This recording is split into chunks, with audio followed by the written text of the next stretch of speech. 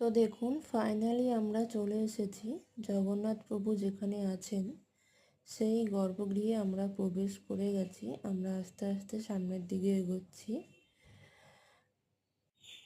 এখানে একটু মানুষের ভিড় ছিল প্রভুর সামনে, কিন্তু বাইরে অতটা ভিড় ছিল না। তো আমরা জগন্নাথ প্রভুর দর্শন করলাম, খুব ভালো লাগলো প্রভুর দর্শন করে।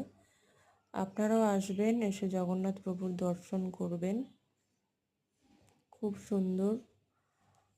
আর এখানে প্রসাদ বিতরণ করছিলেন পূজারীরা প্রসাদ বিতরণ করছিলেন চরণামৃত। আমরা সেখানে লাইনে দাঁড়িয়ে প্রসাদ এবং চরণামৃত নিলাম। দেখুন জগন্নাথ প্রভুর সুন্দর মুখ, খুব সুন্দর লাগছিল।